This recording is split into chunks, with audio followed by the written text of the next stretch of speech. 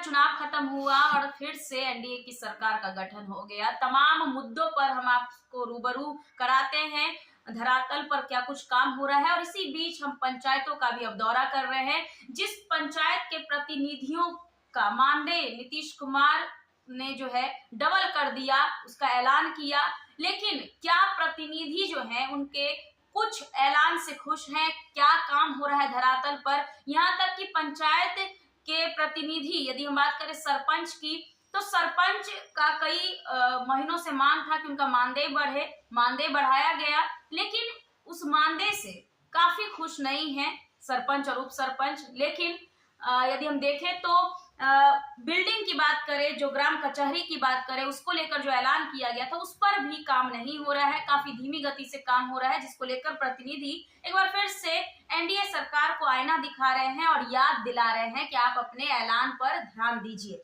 हमारे साथ इसी को लेकर जमलदीन चक दानापुर प्रखंड में हम हैं, पंचायत जमलदीन चक है, और हमारे साथ उप सरपंच जुड़े हुए हैं विकास कुमार उर्फ पप्पू। सर, सबसे पहले आपका स्वागत हमारे चैनल में। धन्यवाद मैडम, धन्यवाद। और मैं यहाँ का उप सरपंच हूँ, विकास कुमार पप्पू, और मैं पिछले 4 साल से यहाँ पे अपना सफलतापूर्वक कार्य कर रहा हूँ, और हमारे कार्य से यहाँ के जनता लोग खुश भी हैं। और ये खुशी इसी से हम लोग आंकते हैं कि लोग हमारे पास बड़े उम्मीद से आते हैं कि हमारे यहाँ पे ये फैसला मिल जाएगा और हम लोग कभी लड़ाई से बीच में नहीं रहेंगे।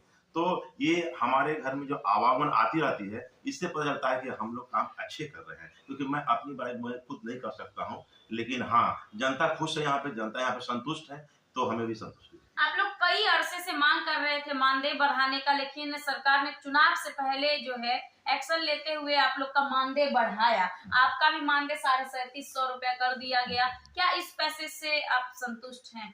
मैडम, ये इस तरह का ये अनुदान बढ़ाने का कोई तुक नहीं बनता है। आप एक तरफ कहते हैं कि सरपंच की पदवी एक मजिस्ट्रेट की तरह है, और उनकी जो अनुदान है वो एक घर के नौकरानी से भी कम हो, तो मैं समझता हूँ कि ये कहीं से भी तर्कसंगत नहीं है। और इस पे सरकार को ध्यान देना चाहिए, और हमारे कास्ट पे भी ध्यान देना चाहिए, और इस तरह अगर ऐसे करेंगे तो विरोधाभास।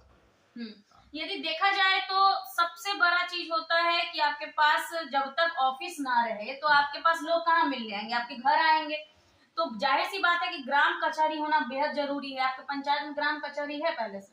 हाँ, ग्राम कचहरी तो नहीं है, लेकिन जब हम लोग जद्दोजहद किए अपने वीडियो और सीओ से, तो हम लोग हमारे यहाँ गुड़गांव में एक सामुदायिक भवन हुआ करता था, टूटा फूटा जर्जर। यहाँ तक एक मैडम बैठी हुई थी, सरकारी मैडम, उनके सर के पीछे जब गिरा तो उस समय पंचायत वाले सरकारों को नींद खुली, तब वो लोग ऑर्डर किए, तब हम लोग यहाँ पे आवाज उठाए, तो एक छोटा सा भवन, क्या नाम, टेम्पोररी भवन बनने जा रही है। और वो भी अभी हमारा अपना श्रेय खत्म हो रहा है, सत्र खत्म हो रहा है, फिर भी अभी तक तैयार नहीं हुआ। क्या बनने जा रहा है? सामुदायिक भवन। सामुदायिक भवन के ऊपर किसी तरह एक छोटा सा मतलब टेम्पोररी पंचायत भवन बन रहा है, इसलिए कि आपके यहाँ जमीन नहीं मिल रही है। जबकि जमीन है, लेकिन सरकार अग्रसर नहीं है उसको लेने के लिए। उसमें थोड़ा सा केस चल रहा है। ठीक है, सीओ को पावर नहीं है कि वो अपना जमीन को अपने खुद उसको ग्रहण कर सके। सीओ क्या करते हैं? जो जमीन से जुड़े हुए अधिकारी हैं, जिनका जमीन का ही काम है अधिग्रहित जमीन को जो है।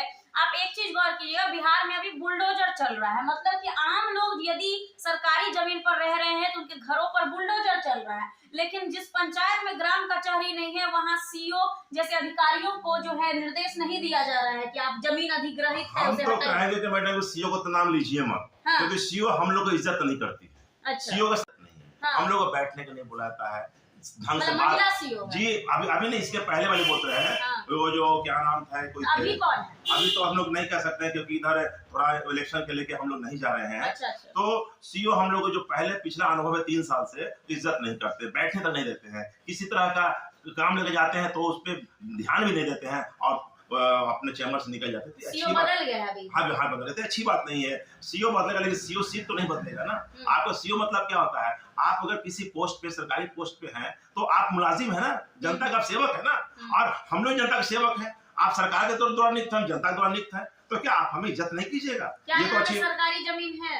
हाँ, सरकारी जमीन है, लेकिन सीओ ध्यान नहीं दे रही है। अब हम लोग मुखिया स्तर पर उस पर केस लड़े हैं, केस से जीते हैं, जीतने के बाद भी सीओ दिया तो ध्यान नहीं दे रही, जबकि उसका दौरा हो चुका है। यहाँ पे हमारा सीओ लोग दौरा भी कर चुके हैं, लेकिन कोई ध्यान नहीं दे रही। ये बड़ा उदासीनता से हम लोग बहुत परेशान हैं। मतलब गरीबों के घर पर बुलडोजर चल जाएगा, हाँ। लेकिन जहाँ पर सरकारी जमीन है उसे अधिग्रहित किया गया है लोगों के द्वारा, तो उसे नहीं हटाया ना गया। ना तो ये फिर काम क्या करते हैं? हम तो समझते हैं कि सीईओ का एक ही काम होता है, जो नहीं बोलना चाहते हैं, कुछ अंदर खाने से ज्यादा काम करते हैं, नीचे से ज्यादा काम होता है, ऊपर से काम करते हैं, टेबल के नीचे से काम होता है। अब आप समझ जाइए कि हम क्या बोलना आपसे चाह भी रहे हुआ हैं। है क्या टेबल के नीचे से? टेबल से नीचे तो मैं अपना आपबीती बता रहा हूँ। मुझे घर से कुछ अनुदान पैसा मिला जमीन खरीदने के लिए, तो मैं अपनी पत्नी के नाम से जमीन खरीदा गुड़गांव में। अब जो कि 3 फुट से रजिस्ट्री जमीन है, वो क्या कहता है, सीईओ क्या उसको रिजेक्ट कर दिया है कि इसका खतियान लेके आओ। क्या कहीं कानून में लिखा हुआ है कि 3 फुट जमीन के बाद खतियान देगा तो मेरा नाम चढ़ेगा? तो पता चला कि आप लेन देन किए तो नहीं किए तो नहीं होगा आपका लेन देन। तब अब सरपंच तो उप सरपंच आप इसका उद्भेदन कर सकते हैं। जब उप सरपंच स्तर पे अगर ऐसा किया जाएगा तो बड़ा अच्छी बात नहीं है। हाँ। तो इतना कहते हुए लड़ते हुए तो श्लोक जी है उनका ट्रांसफर हो गया है, पता नहीं कोई और आएंगे फिर हम लड़ते हैं, लेकिन ये अच्छी बात नहीं है। जब प्रतिनिधि को इज्जत नहीं किया जाएगा, उसका मोटिवेशन नहीं होगा, तो जनता तो रोते ही रहेगी ना। तो आप क्यों नहीं लोगों के बीच इस बात को रखे, क्यों नहीं आप एक्शन? हमने अपना शिकायत ये मुखिया स्तर पे किया, हमने अपना शिकायत सरपंच स्तर पे किया। निगरानी विभाग में भी कर सकते थे। कई सीईओ रोड पर आ जाते हैं जब एक सीईओ को पकड़ा जाता है तो। वो हमारे कातिब साहब बोले थे कि अगर आप इसको आगे ले जाएगा ना तो सीईओ बर्खास्त हो जाएगा। तो इतना ही कहते हैं, सीईओ को तो ट्रांसफर हो गया, अब तो उसको कुछ नहीं बोल सकते। अब नया सीईओ आएगा, उससे मिलते हैं, क्या बोलता है। नहीं अभी नहीं मिले हैं, चूंकि चुनाव मेरी भगनी खड़ी हुई है परसा से, ये छपरा परसा से, उसी व्यस्त है हम। इस स्तर का चीज पंचायतों में होता है। जब एक सीईओ को विगत कई महीनों पहले बीच मीटिंग से उठाया गया था तो कई सारे सीईओ रोड पर एकजुट होकर आ गए थे, लेकिन जब मीडिया वाले सवाल कर रहे थे तो मुंह छुपा के बात। एकदम आप सही बात बोल रहे हैं। एकदम सीईओ समझे कि 50% काम खुद के लिए करता है, जनता के लिए नहीं। काम तो है बड़का आपदा विभाग का, तो ये काम तमाम तरह का काम नहीं, जनता के पास काम नहीं पहुंच रही है। ये हम अपने स्तर से, अपने सरपंचशिप से, उप सरपंचशिप से मैं सरकार कहना चाहता हूं, आपका काम जो है ना बहुत अच्छा जा रहा है, आप कानून अच्छा बना रहे हैं, लेकिन वो इम्प्लीमेंट होने की जब मेरे पास आती है ना तो वो खास नहीं पहुंच पाता और उसमें पक्षपाती ज्यादा होता है। उसमें जिसका बड़ा पहुंचे उसका जल्दी हो गया, जिसका नहीं पहुंचे वो बेचारा पीछे लाइन लगा हुआ है। ये मेरे ख्याल से ये जब तक आप गरीब को सेवा नहीं कीजिएगा आपका सरकार स्थिर नहीं रहेगा।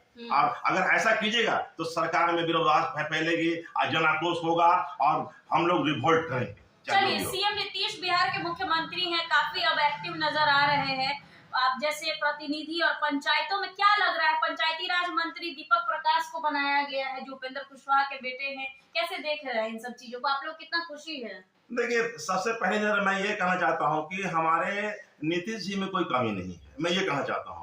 लेकिन अगर आपके घर के बाल बच्चे सही नहीं रहेंगे तो पिताजी क्या करेंगे, गार्जियन क्या करेगा? आपको गार्जियन डांटेंगे। अब नीतीश जी कितना अपने बच्चों के ऊपर यानी कितने मंत्री लोग के ऊपर अपना कमांड रखते हैं, ये बहुत बड़ी बात है। मंत्री पर कमांड रखने की, अब मेरा अंतिम शासन है किसी तरह 5 साल झेल लेंगे, ऐसे काम नहीं चलेगा। आप अंतिम तक आप अपना रौब जमाते रहिए, जैसे आपका पिछला श्रेय रहा है कि आप एक लॉ एंड ऑर्डर को बहुत अच्छे संभाले थे, तो अंदर में भी लॉ एंड ऑर्डर संभालना पड़ेगा। और अगर आप कहते हैं कि आप अच्छे मंत्री को चुन के लाए हैं तो उसे काम दिखाना पड़ेगा। जनता आज होशियार हो गई, जनता जागरूक हुई है, जनता काम देखना चाहती है, जनता आपका एक्शन से खुश है, लेकिन अब क्या एक्शन आना चाहिए उस पर जनता ध्यान दे रही है। ब्यूरोक्रेसी पर रोक लगेगा, अफसरशाही है पंचायत प्रतिनिधि है, आप ही लोग बताइएगा। अफसरशाही तो पूरा हुआ है, अफसरशाही अभी तक नहीं खत्म हुआ है। आप अगर अवलोकन करेंगे ना तो अफसरशाही में भी अगड़ा पिछड़ा का बहुत बड़ा प्रभाव है। अगले लोगों की 75% उस पर कब्जा है, उस पर गरीब लोग का आवाज ही नहीं जाती है।